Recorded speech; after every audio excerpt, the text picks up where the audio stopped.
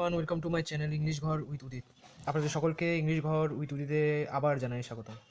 আমি বেশ কয়েক মাস পর আবার ক্লাস শুরু করছি, কারণ আমি একটু ব্যস্ত ছিলাম আমার নিজের কাজের জন্য। তো আমি আবার ক্লাস শুরু করছি। তোমরা দেখতে পাচ্ছ যে আর্টিকেলের ওপর আর্টিকেল মানে সবাই আর্টিকেল সম্বন্ধে জানাই আছে যে এ, অ্যান আর দা, এই তিনটা মিলে আর্টিকেল হয়। এবার দা কোনটাতে ইউজ হয়, এ অথবা অ্যান কোনটাতে ইউজ হয়, সেটা নিয়ে আমাদের কিন্তু অনেকেরই কনফিউশন আছে। সেই কনফিউশনটাকে আমাদেরকে দূর করতে হবে। সে দূর করার জন্য আমরা এই বিষয়টা নিয়ে আজকে পড়ব। আশা করি আপনাদের এই সেশনটা ভালো লাগবে, আর যদি ভালো লেগে থাকে তাহলে অবশ্যই একটা লাইক আর আমার চ্যানেলটার পাশে থেকেও সাবস্ক্রাইব করে দিও, এবং যদি কোনো অসুবিধা থাকে তাহলে কমেন্ট বক্সে কমেন্ট করে দিও।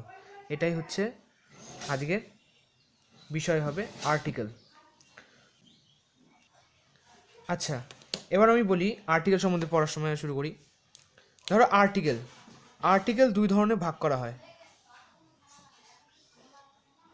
একটা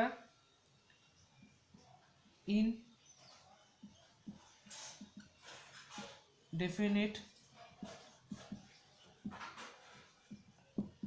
আর্টিকেল, আর একটা হচ্ছে ডেফিনিট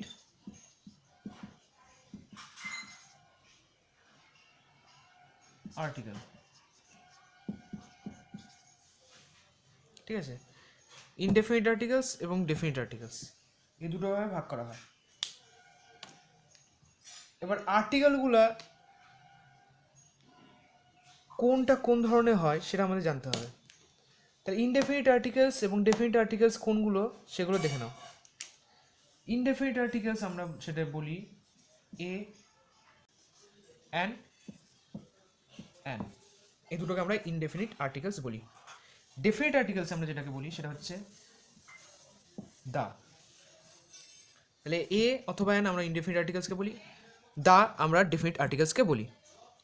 এবার আমরা জানতে হবে যে ইনডেফিনিট আর্টিকেলস কোনগুলো, ডেফিনিট আর্টিকেলস কোনগুলো, মানে কখন কোথায় ইউজ হবে সেটা আমার জানতে হবে। কোন নাউনের আগে আর্টিকেলস হবে, হ্যাঁ, তাহলে এগুলো আমাদের জানতে হবে। কারণ আর্টিকেল সবসময় নাউনের আগেই বসে, এটা সবসময় মাথায় রাখবে। আর্টিকেল সবসময় নাউনের আগে বসে, যে কোনো নাউনের আগে আর্টিকেল বসে, এটা আমি লিখেই দিই।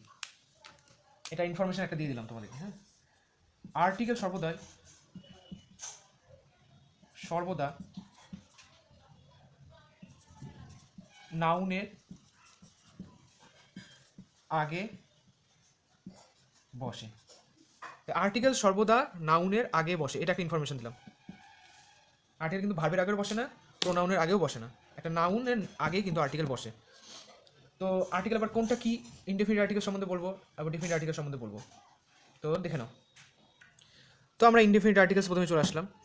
তো ইনডেফিনিট আর্টিকেলস আমরা কখন কোথায় ইউজ করব সেটা আমাদেরকে জানতে হবে। তো ইনডেফিনিট আর্টিকেলস সবসময় মনে রাখবে যে কোনো কিছু, আমি যেহেতু এটা আমার বাংলা চ্যানেল সেজন্য আমি বাংলায় বোঝাচ্ছি। তো কোনো কিছু অনির্দিষ্টভাবে বোঝালে, মানে অনির্দিষ্ট মানে যেটা নির্দিষ্ট না, ঠিক আছে, নির্দিষ্টভাবে, এটা তো জানোই তোমরা, অনির্দিষ্টভাবে বোঝালে সেটা কি উদাহরণ দিয়ে বোঝাচ্ছি। কোনো কিছু অনির্দিষ্টভাবে বোঝালে তখন আমরা কি ইউজ করি, ইনডেফিনিট আর্টিকেলস ইউজ করি। ঠিক আছে, তো এবার আমরা উদাহরণ কয়েকটা দেখি। যেমন একটা উদাহরণ দিয়ে আমি বোঝাই, একটা দুটো উদাহরণ দিয়ে বোঝাই। ধরো এখন একটা দেওয়া থাকলো, দিস ইজ ড্যাশ বুক, এরকম একটা দেওয়া থাকলো। এবার এই দিস ইজ বুক, এর মাঝখানে একটা আর্টিকেল বসবে, আর বুকটা কি একটা নাউন। কেমন নাউন, কমন নাউন। আমি কিন্তু নাউনটা রিভিশন করে দিলাম, কমন নাউন। ঠিক আছে, তাহলে বুকটা যদি একটা কমন নাউন হয় তাহলে এটা একটা কি হচ্ছে, স্পেসিফিক কিছু হচ্ছে না। বুকটা তো একটা স্পেসিফিক কিছু হচ্ছে না, তার মানে একটা নির্দিষ্টভাবে কিছু বোঝাচ্ছে না। একটা বই, এইটা হলো একটা বই। তাহলে একটা বই, তা বই হচ্ছে অনির্দিষ্টভাবে বোঝাচ্ছে। তাই একটা বই বোঝানোর জন্য, মানে যিনি অনিষ্টভাবে বোঝানোর জন্য আমরা এই জায়গাটা কি লিখবো, আ বুক, আ বুক, দিস ইজ আ বুক, হয়ে গেল। এবার একটা যেমন দিলাম, যে ধরো এটা হলো this is dash elephant. This is dash elephant. তো এখানে এলিফ্যান্ট যেহেতু এটা ভাইল দিয়ে স্টার্ট হচ্ছে ই, তাহলে আমরা এখানে কি বসাবো? এ বসাবো না অ্যান বসাবো? অবশ্যই অ্যান বসাবো, হলো কিনা? এভাবে আমরা এটা বুঝলাম যে একটা কমন জিনিস বা অনির্দিষ্টভাবে কিছু বোঝালে সেই জায়গাটা আমরা কী বলবো? এ অথবা অ্যান বসাবো। এরকম আরও উদাহরণ তোমাদেরকে দিচ্ছি। তো এরকম আমি 6টা তোমাদেরকে উদাহরণ দিলাম। প্রথম উদাহরণ থেকে আমরা স্টার্ট করব। দেখতে পাচ্ছ এখানে দিস ইজ ড্যাশ ব্যাক, মাঝখানে কি বসবে? কোন আর্টিকেলটা বসবে? এ বসবে না অ্যান বসবে? This is a bag, bag bag একটা কমন, অনির্দিষ্টভাবে বোঝাচ্ছে, নির্দিষ্টভাবে কিছু বোঝাচ্ছে না, তাহলে সেক্ষেত্রে আমরা এই জায়গাটা কি ইউজ করবো? অবশ্যই এ ইউজ করবো। দিস ইজ আ ব্যাগ, আর বিটা হচ্ছে কনসোনেন্ট, সেই জন্য এ ইউজ হলো। দিস ইজ ড্যাশ অরেঞ্জ, তো সবাই বলবে যে অরেঞ্জ, তার মানে ও আছে, যেমন ভায়োল, তাহলে এখানে অ্যান বসবে। ঠিক আছে, তারপরে বলি দিস ইজ ড্যাশ অ্যান্ট, কি বসবে? অ্যান্ট, এ আছে, এ আছে, অ্যান্ট, অ্যান্ট মানে আসছে, তার মানে জিনিসটাকে ভায়োলের দিকে পৌঁছাচ্ছে, তাহলে ভায়োলের দিকে পৌঁছানোর জন্য আমরা কি ইউজ করবো? অ্যান্ড ইউজ করবো। খুব সহজ একটা চ্যাপ্টার, কঠিন চ্যাপ্টার না, কারণ আমি সহজ থেকে স্টার্ট করলাম আজকে। দিস ইজ ড্যাশ আইসক্রিম, তাহলে আইসক্রিম আই কি ভায়োল, দিস ইজ আ আইসক্রিম, এটা কি একটা ভায়োল? ভায়োল হওয়ার জন্য কি এ অথবা হবে না অ্যান হবে? অবশ্যই অ্যান হবে, তাহলে দিস ইজ অ্যান আইসক্রিম। এবার চলে আসলো this is dash girl, girl একটা নির্দিষ্টভাবে বোঝাচ্ছে, কোনো স্পেসিফিক বলেনি যে সীতা গীতা কিছু বলে না দেওয়া নেই। This is a girl, girl girl একটা কমন এখানে আছে, আর এখানে কোনো নাম স্পেসিফিক নাম কিছু বলে দেয়নি, ধরো সীতা গীতা বা যাই হোক রাধা, এরকম কিছু নাম দেয়নি, তার মানে এটা একটা স্পেসিফিকভাবে কিছু বোঝাচ্ছে না, এটা হচ্ছে মানে আনসার্টেন ফিল হচ্ছে, অনির্দিষ্ট হচ্ছে। ঠিক আছে, তো এই জন্য আমরা গার্লের আগে কি বসবে? এ বসবে না অ্যান বসবে? এ বসবে না অ্যান বসবে? অবশ্যই এ বসবে। এ বসার জন্য আমরা কি বলবো? এ বসাই দিলাম, আর এটা কনসোনেন্ট হয়ে আছে, সেই জন্য এটাকে এ বসলো। This is dash chair, chair chair একটা কি? এখানে একটা বলছে একটা চেয়ার, তো এটা কোনো নির্দিষ্টভাবে বলেনি, অনির্দিষ্টভাবে বলছে, তাহলে এখানে চেয়ার আছে, সি আছে, তার মানে কনসোনেন্ট, কনসোনেন্ট হওয়ার জন্য আমরা এ বসে দেবো। এটাই হচ্ছে ইনডেফিনিট আর্টিকেলসের বিষয়বস্তু। এর এর হচ্ছে ডিপে এখন আমি যাব না, হ্যাঁ, কারণ এটা ডিপে যখন করবো, যখন আমি ধরো হচ্ছে কোনো এরর ডিটেকশন বা সেন্টেন্স ইমপ্রুভমেন্ট করানো হবে, তখন আমরা কিন্তু এটা শেখানো হবে। এবং এটা মনে রাখবে, এভাবে আমি একটা করে পার্সোনাল স্পিচের প্রত্যেকটা পর্যায়ে পড়াবো, এবং পড়ানোর পরে যখন আমাদের গোটাটা পার্সোনাল স্পিচের বেসিকটুকু কমপ্লিট হয়ে যাবে, তারপরে আমি যাবো হচ্ছে অ্যাডভান্সের দিকে, কারণ অ্যাডভান্সে গেলে তোমাদের কিন্তু এটা বোঝা একটু অসুবিধা হয়ে যাবে, অ্যাডভান্সটা একটু আলাদা টাইপের, তো সেক্ষেত্রে আমাদেরকে বেসিকটা জানতে হবে। আর সেশনটা যদি ভালো লেগে থাকে তাহলে অবশ্যই একটা লাইক, শেয়ার এবং সাবস্ক্রাইব করে দেবো, এবং চ্যানেলটার পাশে থেকো। ইংলিশটা যদি ভালো মতো শিখতে হয় এবং বেসিকটুকু শিখতে হয়, বেসিক থেকে অ্যাডভান্স অবধি শিখতে হয়, তাহলে এই চ্যানেলটার পাশে থেকো। আমি কিন্তু যথাযথ চেষ্টা করবো যাতে তোমরা বেসিকটাও ভালো মতো জানতে পারো, এবং তার সঙ্গে অ্যাডভান্সের কনসেপ্টটাও তোমাদের ক্লিয়ার থাকে, এবং গ্রামাটিক্যাল জায়গাতে তোমাদের যেসব পরীক্ষার ক্ষেত্রে অসুবিধা হয়, সেক্ষেত্রে তোমাদের কিন্তু আর কোনো অসুবিধা হবে না। ইংলিশ একটা ভাইটাল হয়ে দাঁড়ায় প্রত্যেকটা পরীক্ষার ক্ষেত্রে, তো সেক্ষেত্রে তোমরা কিন্তু আমার চ্যানেলের পাশে থেকো। এবার আমরা এটা তো বলে দিলাম যে ইনডেফিনিট আর্টিকেলসের ক্ষেত্রে, এবার আমরা ডেফিনিট আর্টিকেলসটা করবো। তো চলে আসলাম ডেফিনিট আর্টিকেলসের ক্ষেত্রে। ডেফিনিট আর্টিকেলস, ডেফিনিট মানে কথাটার মধ্যে বোঝাচ্ছে কোনো একটা নির্দিষ্টভাবে বোঝাবে, তাহলে কোনো কিছু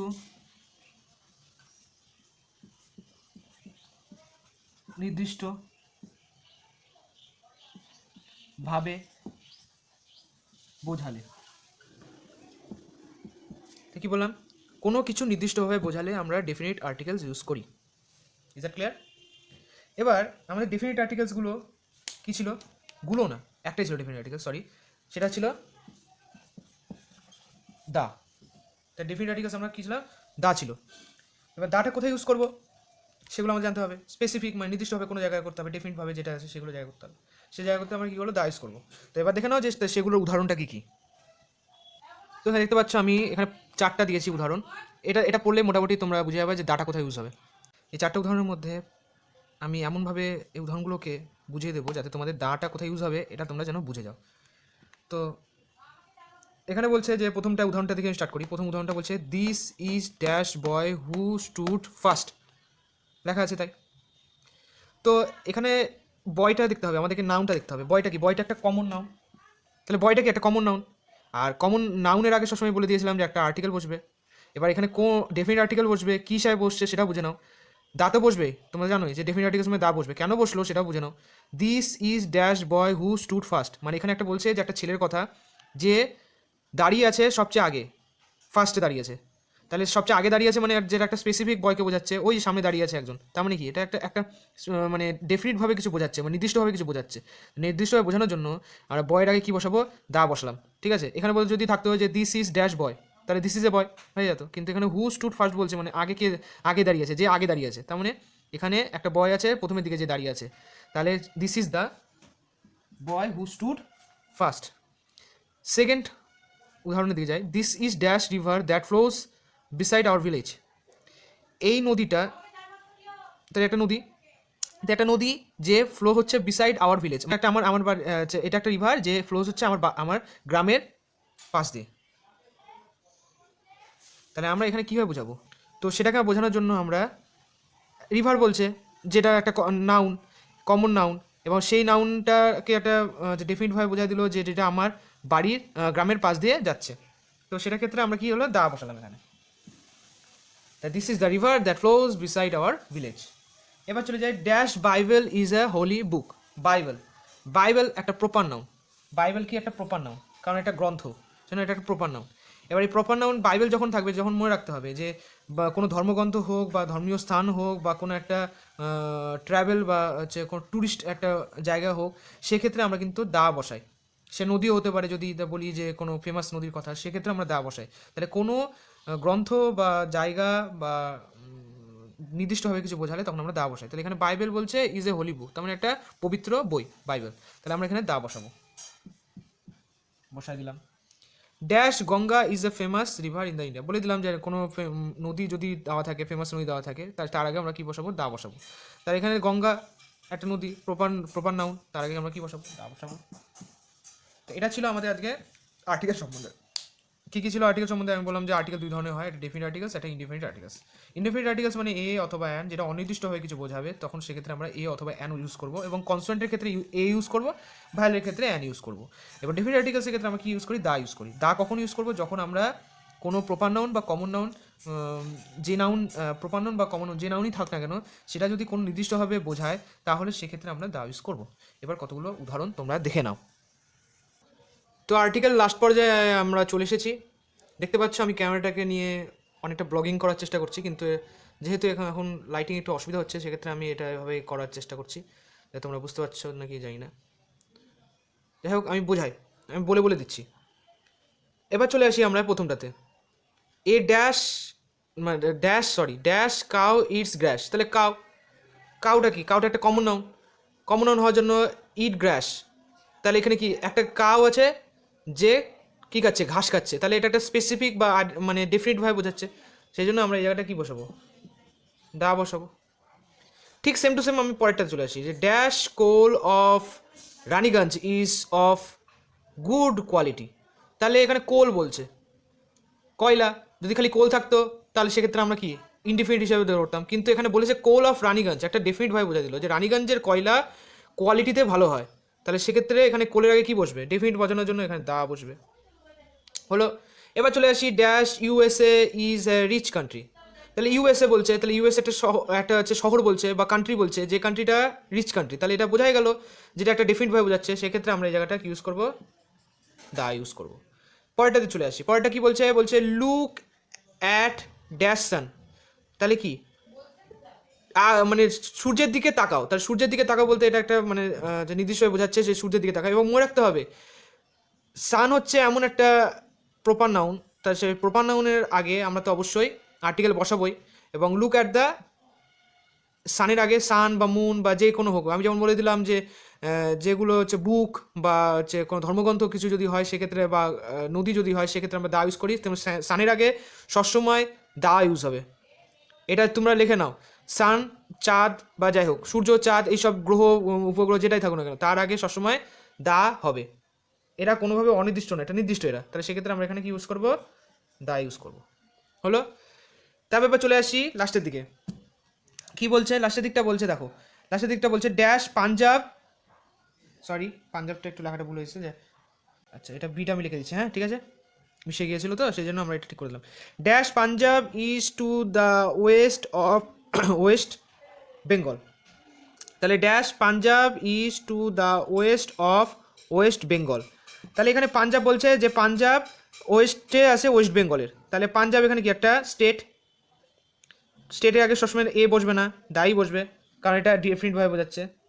যেমন হচ্ছে ধর্মগ্রন্থ হোক, চাঁদ হোক, সূর্য হোক, তারপরে নদী হোক, এগুলোর ক্ষেত্রে, তারপরে কোনো কান্ট্রির ক্ষেত্রে আমরা কী বসাই, সবসময় দা বসাই, তো এখানে দা বসবে।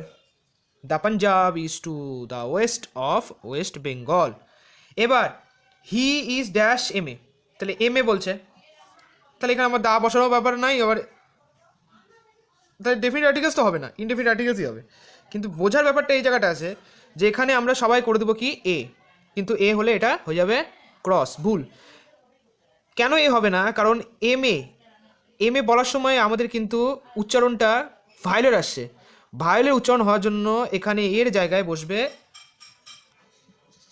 অ্যান, কারণ এর উচ্চারণটা, হ্যাঁ লেখা আছে কনসোনেন্ট এম, কিন্তু উচ্চারণটা যেহেতু আমাদের ভায়োল আসছে এম এ, তাহলে এ আসছে, সেজন্য ভায়োল উচ্চারণ আসছে, সেজন্য এই জায়গায় আমরা কী বসালাম, সেজন্য এই জায়গায় আমরা অ্যান বসালাম। 7 নম্বরটা বলছি কি, John is dash European, Europe ই আসছে বলে সবাই করে দেবে অ্যান, কিন্তু অ্যাকচুয়ালিভাবে এখানে অ্যান বসবে না। এটা মনে রাখো, বলে দিই, যদি উচ্চারণ ভায়োলের উচ্চারণ ইউ বা ওয়া হয়, তাহলে কি বসবে, অ্যানের পরিবর্তে